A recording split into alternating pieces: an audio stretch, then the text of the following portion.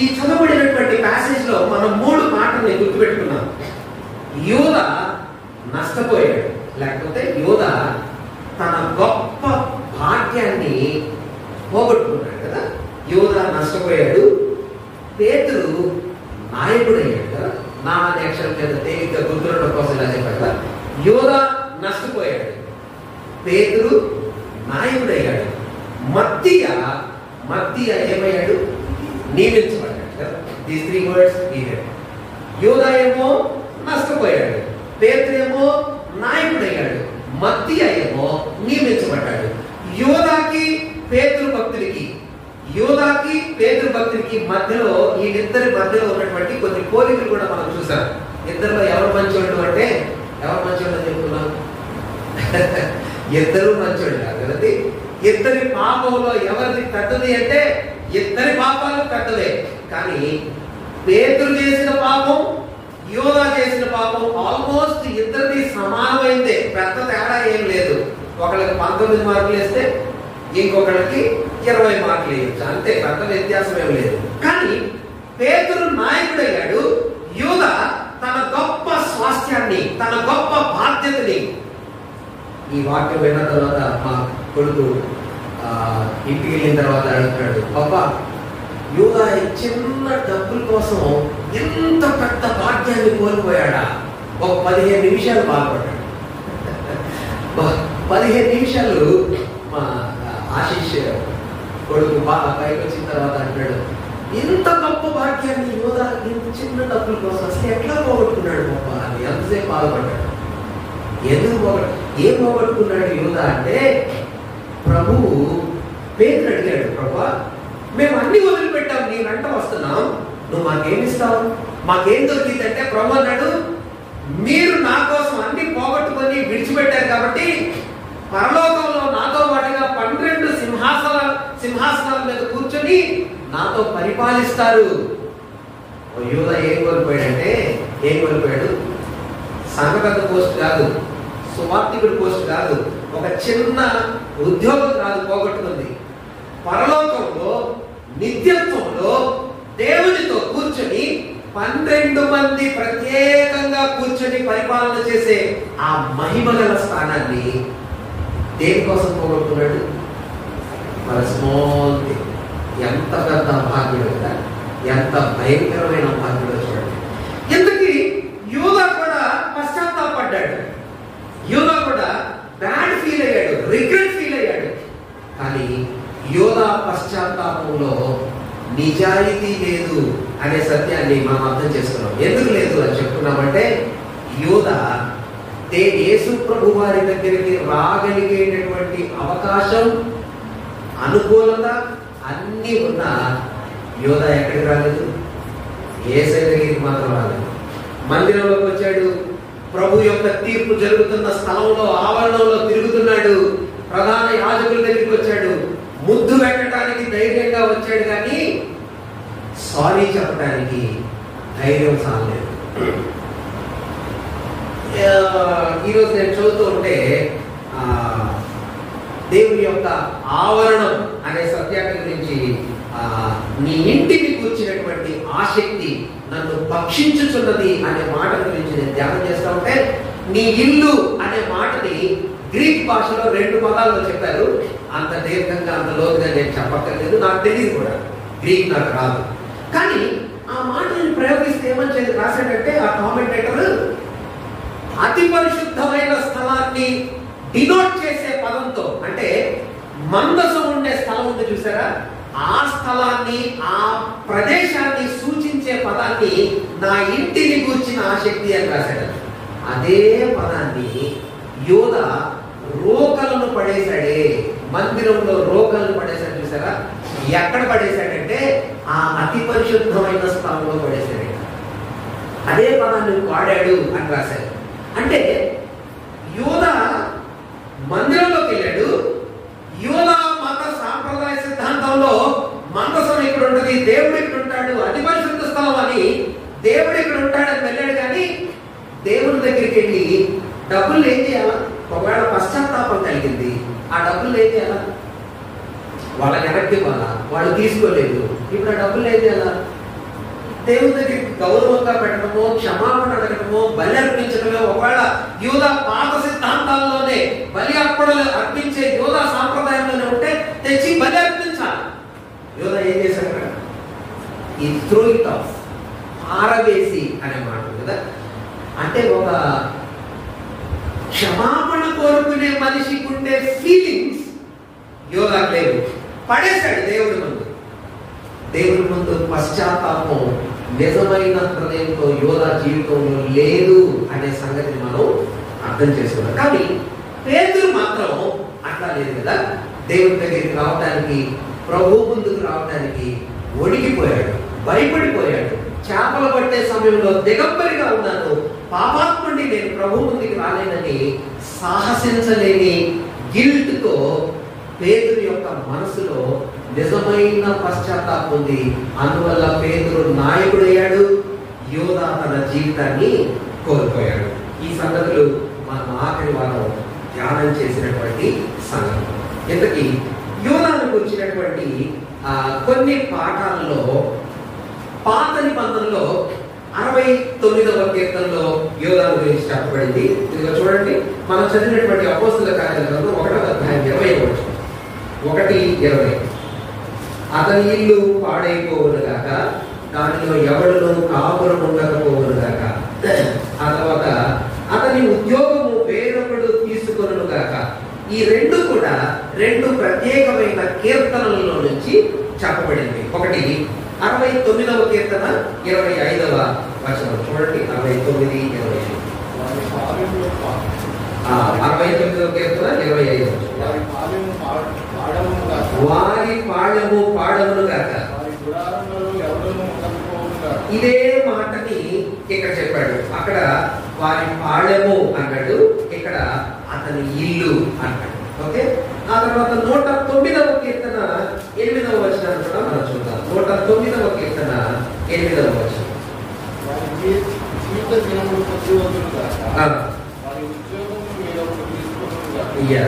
109:8 విషయాలు చదువుతున్నారు. వారి జీవిత దినములు కొద్దివను గాక, వారి ఉద్యోగము వేరొకడు తీసుకొనును గాక. ఇక్కడ ఏమన్నాడు? అతని ఉద్యోగము వేరొకడు తీసుకొనును గాక. అపోస్తల కార్యాలు 1:20 కూడా అతని ఉద్యోగము వేరొకడు తీసుకొనును గాక. ఇదే మాటల్ని ప్రయోగించడాన్ని మనం చూస్తాం. కాబట్టి యోధాని కూర్చున్నటువంటి ప్రస్తావన పాత నిబంధనలో ఉంది, క్రొత్త నిబంధనలో ఆయన జీవితంలోనే మనం ఇక్కడ అబ్జర్వ్ చేస్తా ఉంటాం కదా. కొన్ని వాక్య వచనాల్లో నూతన నిబంధనలో యోధాను గురించి చెప్పబడినటువంటి 7-8 వాక్య వచనాలు ఉన్నాయి. మనందరికీ బాగా తెలిసినవే. శిష్యుల పేర్లు చెప్పబడినప్పుడల్లా పేరు ఎక్కడ ఉంటుంది? ఫస్ట్ పొజిషన్ ఉంటుంది, నెంబర్ 1 పొజిషన్ ఉంటుంది. యోధా పేరు ఎక్కడ ఉంటుంది? లాస్ట్ లో ఉంటుంది. ఎగ్జాంపుల్ మనం చూడటానికి మత్తయి సువార్త 10వ అధ్యాయంలో మనం చూడవచ్చు. ప్రభు తన శిష్యులైన అపోస్తలుని సేవకు పంపించేటప్పుడు వాళ్ళ పేర్లు చెప్పారు. అపోస్తల కార్యాలు 10:4. కనానీయుడైన సీమోను, ఆయనను అప్పగించిన ఇస్కరియోతు. యోధా పేరు ఎక్కడ ఉంది? శిష్యులందరి పేర్లు ఉన్నాయి అక్కడ. 12 మంది అపోస్తల పేర్లు ఏమనగా 2వ వచనం. మొదట పేతురు అనబడే సీమోను, సహోదరుడైన అంద్రెయ, జబదేయి కుమారుడు యాకోబు. లాస్ట్ లో ఎవరి పేరు ఉంది? యోధా పేరు ఉంది. ఒకటి. నెక్స్ట్ మత్తయి సువార్త 26:14. మత్తయి సువార్త 26:14. ఇది మనం రెగ్యులర్ గా చూసేది. అప్పుడు 12 మందిలో ఒకడుకు ఇస్కరియోతు యూదా ప్రధాన యాజకుల ఎదుగు వెళ్ళి, నేను ఆయనను మీకు అప్పగించిన యెడల నాకేమి ఇస్తారు అని వారిని అడిగాడు. అందుకు వారు 30 వెండి నాణెములు తూచి వారికి ఇచ్చి, వాడు అప్పటి నుండి ఆయనను అప్పగించుటకు తగిన సమయము. ఇది ఆఖరి వారంలో జరిగినటువంటి సంఘటన. ఇక వాడు డబ్బులు ఇచ్చారు, వీడు డబ్బులు దగ్గర పెట్టుకున్నాడు. వారం అంతా ప్రభుతో యెరూషలేము నుంచి బేతనీకి, బేతను నుంచి యెరూషలేముకి తిరుగుతా ఉన్నాడు. ప్రభువుని అప్పగించాడు కదా, ముద్దు పెట్టుకోవడానికి ధైర్యంగా వచ్చాడు. దాన్ని మార్కు దైవభక్తుడు 14:43 రాశాడు కదా. 14:43 మార్కు సువార్త 14:43 భక్తుడైనటువంటి మార్కు. వెంటనే ఆయన ఇంకను మాట్లాడుచుండగా 12 మంది శిష్యుల్లో ఒకడైన ఇస్కరియోతు యూదా వచ్చాడు. వారితో కూడా బహుజనులు, భక్తులు, ఉదయం పట్టుకొని ప్రధానయాజకుల యొద్ద నుండి, శాస్త్రుల యొద్ద నుండి, పెద్దల యొద్ద నుండి వచ్చారు. ఆయన అప్పగించువాడు నేనెవరిని ముద్దు పెట్టుకుందునో ఆయనే యేసు. ఆయనను పట్టుకొని భద్రంగా కొనుక్కోడని వారికి గుర్తు చెప్పి అట్లా వచ్చి ఫస్ట్ యూదా పేరు లాస్ట్ లో రాయబడింది కదా. 2 ప్రధాన యాజకుల దగ్గరికి వెళ్ళి డబ్బులు మ్యాటర్ సెటిల్ చేసుకోవడంలో ఎవరి పేరు చెప్పబడింది? యూదా పేరు చెప్పబడింది. 3 ప్రభువుని పట్టించడానికి ధైర్యంగా ముందుకెళ్ళి ముద్దు పెట్టిన వాళ్ళ పేర్లలో యూదా పేరు ప్రస్తావించబడింది. ఇప్పుడు మనం ప్రభు చనిపోయే సమయంలో యూదా తనను తాను ఎలాగ అప్పగించుకున్నాడు అనే సత్యాన్ని కూడా మనం చూస్తాం కదా. మత్తయి సువార్త 27వ అధ్యాయం, మత్తయి సువార్త 27వ అధ్యాయం 3వ వచనాన్ని చదువు. 27:3. అప్పుడు ఆయనను అప్పగించిన యూదా ఆయనకు శిక్ష విధింపబడగా చూసి పశ్చాత్తాపపడి ఆ 30 వెండి నాణెములు ప్రధాన యాజకుల యొద్దకును పెద్దల యొద్దకును మరలా తెచ్చి, నేను నిరపరాధ రక్తమును అప్పగించి పాపం చేస్తున్నానని చెప్పాడు. దానితో మాకేమి, నీవే చూసుకొని మరి చెప్పగా అతడు ఆ వెండి నాణెములు దేవాలయంలో పారవేసి పోయి గురి పెట్టుకున్నాడు. ఇక్కడ కూడా ఒకటి శిష్యుల పేరులో లాస్ట్ మెన్షనింగ్ యోధాని. నెంబర్ 2, డబ్బులు లాస్ట్ వీక్ లో వెళ్ళి ప్రధాన యాజకులతో ట్రాన్సాక్షన్ చేయటంలో, డబ్బుల్ని మోసపూరితంగా సంపాదించుకోవడంలో యోధాన్ని ప్రస్తావించబడ్డాడు. 2 ముద్దు పెట్టుకొని మోసం చేసిన ట్రాన్సాక్షన్ లో యోధా పేరు. తర్వాత డబ్బుల్ని తెచ్చి దేవాలయంలో పడేసి ఉరేసుకున్న దగ్గర మెన్షన్ చేయబడ్డాడు. యోహాను చాలా అద్భుతంగా చెప్పాడు. భక్తుడైనటువంటి యోహాను తన సువార్తల్లో చాలా చక్కగా చెప్పాడు కదా. ప్రభువు ఏర్పాటు చేసుకున్న వాళ్ళలో యోహాను సువార్తలో విశ్వాసము విశ్వాసము విశ్వాసము, ఆయన దగ్గరికి వచ్చిన వాళ్ళందరినీ ప్రభు నమ్మల. మనకు ఆ మాట కనిపించింది కదా. అందరూ నమ్మారు కానీ నమ్మిన వాళ్ళందరినీ ప్రభు నమ్మల. మీకు తెలుసా అన్నమాట. చాలా మంది నమ్మారు. సూచక క్రియలు, అద్భుతాలు, ఆశ్చర్యాలు చూసి ప్రభువుని చాలా మంది నమ్మారు కానీ నమ్మిన వాళ్ళందరినీ ప్రభు నమ్మల, ప్రభు యాక్సెప్ట్ చేయాల. అలా చాలా సందర్భాల్లో చెప్పాడు. చెప్తూ 6వ అధ్యాయంలో ఏమన్నాడంటే, మిమ్మల్ని నేను 12 మందిని ఏర్పాటు చేసుకున్నాను, కానీ ఒకడు మీలో సాతాను అన్నాడు. 6వ అధ్యాయం 70వ వచనం చూద్దాం చూడండి. యోహాను సువార్త 6:70. అందుకు యేసు 12 ఏర్పరచుకోలేదా చెప్పి సీమోను ఇస్కరియోతు కుమారుడైన యోధా 12 మందిలో ఒకడై ఉండి ఆయనను అప్పగించబోచుండెను కనుక వానిని గురించి ఆయన ఈ మాట అబ్బా.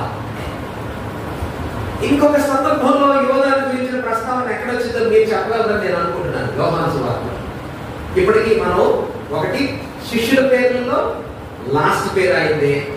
ప్రధాన యాజకులతో మంతనాలు చేసి డబ్బుల్ని కూడబెట్టుకోవడంలో యోధా ప్రస్తావించబడ్డాడు.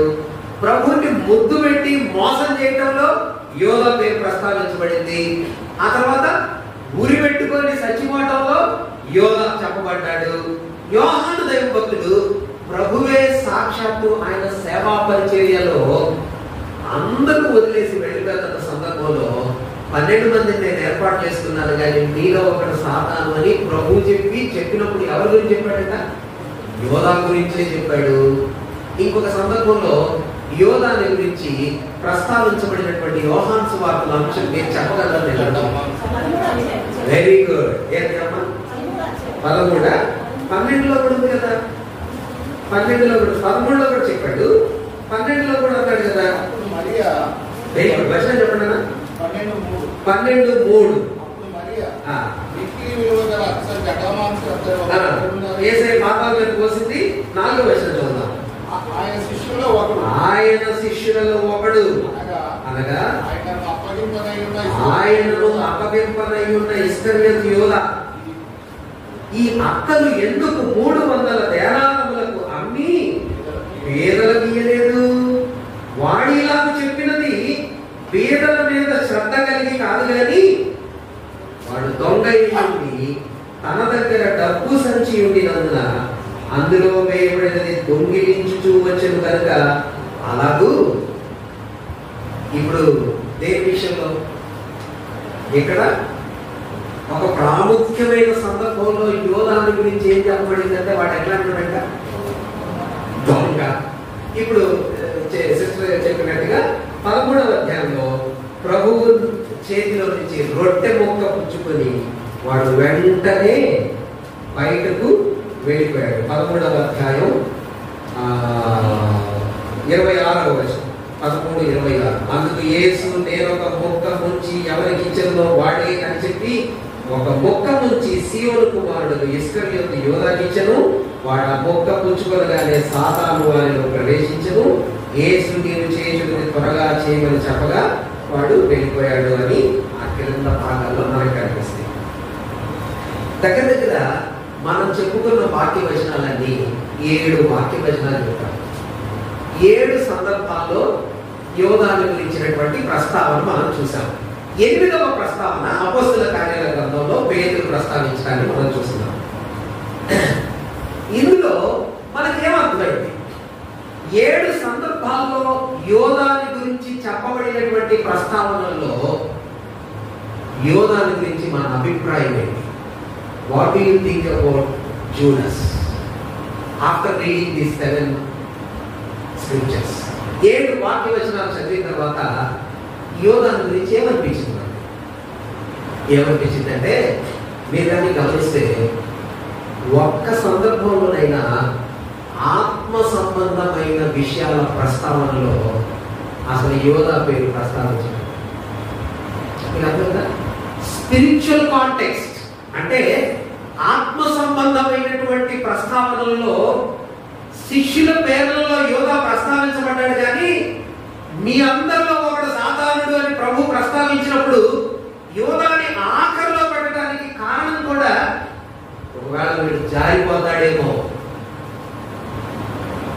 యోధా చేసిన పని, యోధా జీవించిన విధానం, ఇతను ప్రభు వెంట నడిచిన పద్ధతుల్లో ఏ సందర్భంలో చెప్పబడినా అతని జీవితంలో ఆత్మ సంబంధమైన విషయాలలో యోధా పేరు అసలు రికార్డు లేదు.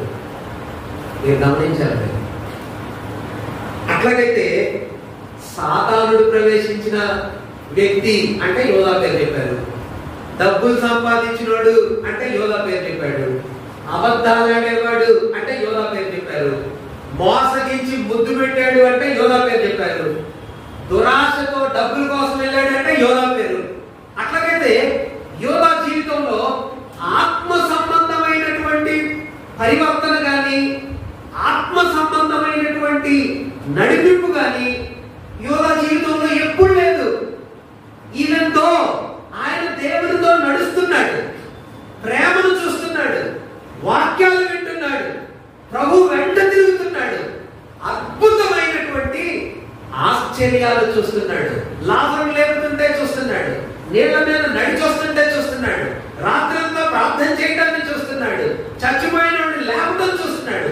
ఆయన దయగల మాటలు వింటున్నాడు. కానీ యోధా మనసులో ఆత్మ సంబంధమైన కార్యమేమీ లేదు. అలాగైతే నేను కొన్ని మాటలు రాశాను. యోధాను గురించి మనం చెప్పాలి అంటే నంబర్ 1 ఏమని చెప్తాం? యోధాని ఇగో ఇది ఇట్లాంటి రోడ్ అన్నా అని చెప్పాలంటే యోధా గురించి ఏమని చెప్తాం? ఈ చదివిన తర్వాత దురాశాపరుడు, చాలా చాలా పద్ధతిగా మంచిగా. వాడి గురించి ఇలా చెప్పాలన్నాం అనుకోండి, ఏమని చెప్తాం? మా కిషోర్ అన్న కూడా చాలా పొలైట్, లోక సంబంధి, విశ్వాసం లేదు. నేనైతే ఇట్లా చెప్తా, వాడు పెద్ద దొంగ. ఏంటి చెప్పరా? ఎట్లాంటాడు?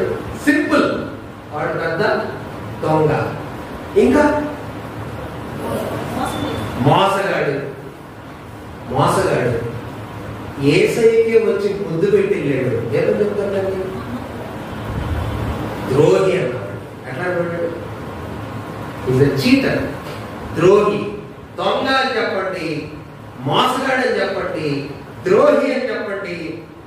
నేను ఇంకొక మాట రాశాను, ఇంకొక మాట చెప్పండి.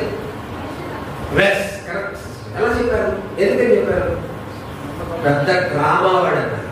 ఏంటి? పెద్ద నటన, డ్రామా, పెద్ద వేషధారి. ఎందుకని వేషధారి?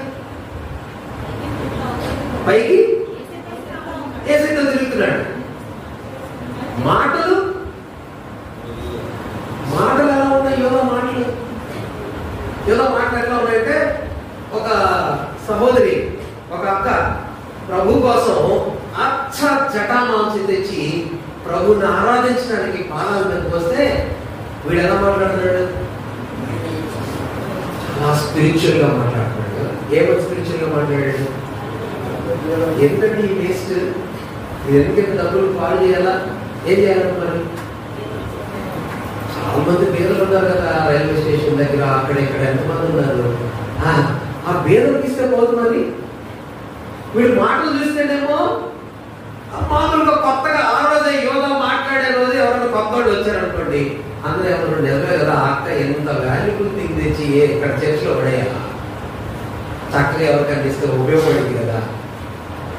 యోగా మాటలు ఎంత పాలిష్ గా ఉన్నాయో చూడండి. నొప్పి లేకుండా, కష్టం లేకుండా, అందరికీ అనుకూలంగా, మంచి మృదువుగా కదా, స్పిరిచువల్ గా అనిపిస్తున్నట్టుగా, పేదల కోసం మాట్లాడుతున్నట్టుగా, రిప్రజెంట్ చేస్తున్నట్టుగా, ఏదో ప్రాఫిటబుల్ థింగ్ చేయొచ్చు అన్నట్టుగా నటనాపూరితమైన మాటలు చెప్తున్నాడు. కానీ లోపల వీడి ఉద్దేశం ఏంటి? లోపల ఏం చేశాడంట? డబ్బు సంచి వీడి దగ్గరే ఉంది కాబట్టి వీడు ఏం చేస్తాడంట? దొంగయు అందులో నుంచి దోచుకుంటా ఉన్నాడు కాబట్టి ఆ మాటలు చెప్తున్నాడు. ఎంత నటన చేస్తున్నాడో చూడండి కదా. అట్లాగైతే ఇన్ని విషయాలు యూదాలో మనకు కనిపిస్తా ఉన్నాయి. మరెందుకు ప్రభువుని అప్పగించడానికి వీడిలో ఇన్స్పైర్ చేయబడినటువంటి కారణం ఏంటి? ఏ కారణాన్ని బట్టి యోధా యేసు ప్రభు వారిని అప్పగించడానికి సిద్ధపడ్డాడు? ఏమై ఉంటుంది? ఒకటి చెప్పారు, ఏమని? డబ్బులు. ఓకే, డబ్బులు ఒక్కదాని కోసమే యోధా ప్రభుని అప్పగించేశాడంటారా? ఓన్లీ డబ్బులకి? ఏమై ఉంటుంది? ఆల్రెడీ మొన్న వారం నేను చెప్పాను, 12 మంది శిష్యుల్లో 11 మంది ఉత్తర ప్రాంతానికి చెందినవారు. ఇస్కరియోతు, కెయిరో అంటే కుమారుడు. ఈ క్రింద స్థలం అంటే యోదయ ప్రాంతానికి చెందినటువంటి శిష్యులు యోధ ఒక్కడే. ఇలా అనుకోవచ్చు. కారణాలు ఏమై ఉంటాయి అని మనం కానీ ఇన్వెస్టిగేట్ చేస్తే, ఎందుకన్నా అప్పగించాడు అని ఇన్వెస్టిగేట్ చేసి, మీరు ఒకవేళ ఇన్వెస్టిగేషన్ ఆఫీసర్ అనుకోండి, యోధ ఎందుకు ప్రభువుని అప్పగించాడు అని మనం కొన్ని పాయింట్స్ రాస్తే, ఆ కారణాల్లో ఒకటి మీరు అన్నట్టుగా డబ్బుల కోసం. ఎంత డబ్బుల కోసం? కొన్ని ఏదైనా సంపాదించే డబ్బులు ఎంత ఉండాలా? అది ఎంత డబ్బులు అయ్యి ఉంటాయి మరి ఆ రోజుల్లో కంపేర్ చేస్తే నాకు తెలియదు, లెక్క పెట్టలేదు. నేను ఇలా అనుకుంటున్నాను, 30,000 ఏమిటేమో మన భాష, లేకపోతే 3 లక్షలు అనుకోండి. ఒక 3 లక్షలకి, లేకపోతే ఒక 30,000కి, లేకపోతే ఒక 10,000 రూపాయలకి ఎంత పెద్ద ద్రోహం చేయాలా? సరే, డబ్బులు ఒక కారణం. 2, శిష్యుల్లో 12 మందిలో 11 మంది ఉత్తర ప్రాంతం వాళ్ళు అయితే యోధ ఒక్కడే దక్షిణ ప్రాంతం వాడు, అంటే యోధయ ప్రాంతం వాడు. ప్రధాన యాజకుల ఫ్రెండ్. ఆ బట్టలు, ఈ కల్చర్ అంతా యెరూషలేము చుట్టూ ఉండే విధానాలకు ఫెమిలియర్ మ్యాన్. నేను ఇలా అనుకుంటున్నాను, మీరు కూడా ఆలోచన చేయండి. ఏంటంటే ఈ 12 మంది శిష్యుల్లో యూదా అడ్జస్ట్ కాలేకపోయాడేమో. ఒకవేళ చెప్పలేదు, ఊరినే అందాజ అంచనా పాయింట్స్ అన్నమాట. ఇది అయ్యి ఉండొచ్చు అని అనుకునే మాటలు. ఒకవేళ ఈ 12 మందిలో ప్రేమతో ఇమ్మడలేకపోయాడేమో. కానీ ప్రేమమయుడైన ప్రభుతో తిరిగాడు కదా, ప్రభుని కూడా అర్థం చేసుకోవాలా. మొత్తానికి యూదా అడ్జస్ట్ గా లేకపోయాడేమో. 2 డబ్బుల కోసమేమో. 3 ఆ రోజుల్లో ఎక్కువ మంది ప్రజలు యేసు ప్రభు వారిని ఎందుకు వెంబడించారంటే ఆయన రోమా సామ్రాజ్యం నుంచి ప్రజల్ని విమోచిస్తాడు, విడిపిస్తాడు. ఆయన ఒక ప్రత్యేకమైన రాజ్య స్థాపన చేసి యూదులకి రాజ్యాన్ని నిర్మిస్తాడు. ఎమ్మాయిము మార్గంలో వెళ్ళేవాడు కూడా ఏమనుకున్నారు, ఏదే మా విమోచకుడు మాకు పెద్ద రాజ్యాన్ని ఇస్తాడు అనుకున్నాం, కానీ ఆయన ఏమో చనిపోయాడయ్యా అని బాధతో వెళ్ళిపోతున్నామని చెప్పారు కదా. ఒకవేళ ఈయన రాజు కావాల్సినోడు అని యూదా అనుకొని ఉంటే అవ్వలేదు, ఈయన ఏం చెయ్యట్లేదు, ఈయన మౌనంగా ఉంటున్నాడు, ఒకవేళ దానికోసం అప్పగించాడా? ఏది ఖచ్చితమైన కారణమై ఉంటుందని మీరే టీకు పెట్టుకోండి, నేను చెప్పట్లేదు.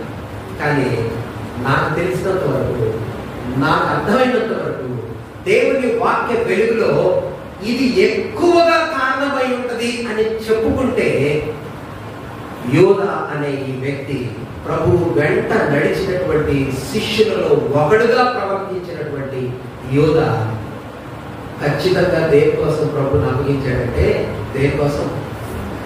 Material blessings. మెటీరియల్ బ్లెస్సింగ్స్ అంటే ప్రభు వెంట వెళ్తున్నాడు, డబ్బులేమి దొరకట్లేదు, ప్రాస్పరిటీ ఏం కనిపించట్లేదు. ఈయన వెంట వెళ్తున్నారు కానీ ఏమంత చేతిలో డబ్బులు ఉండట్లేదు. డబ్బుల సంచి వీటి దగ్గరే ఉంది. ప్రభువుని అప్పగిస్తే అవకాశం దొరికింది. ప్రభువుని అప్పగించే అవకాశం డబ్బులు లేకుండా కూడా అప్పగించవచ్చు ఒకవేళ కోపం ఉంటే. ఒకవేళ ఇతనికి ఇష్టం లేకపోతే, ప్రభుతో సఖ్యత లేకపోతే డబ్బులు లేకుండా కూడా ప్రభుని అప్పగించవచ్చు. ఇదిగోండి ఈయన పట్టుకోండి అని చెప్పొచ్చు కోపం ఉంటే. కానీ వెళ్ళి పనిగట్టుకొని అవకాశాన్ని ఉపయోగించుకొని నేను ఆయనను మీకు అప్పగిస్తాను, మీరు నాకు ఏమిస్తారు అని అడిగే పద్ధతి విధానంలో మనం ఏమి గమనిస్తామంటే యూదా కేవలము ధనము మీద దురాశతో డబ్బుల కోసమే ప్రభుని అప్పగించినట్టుగా మనం అర్థం చేసుకోవచ్చు.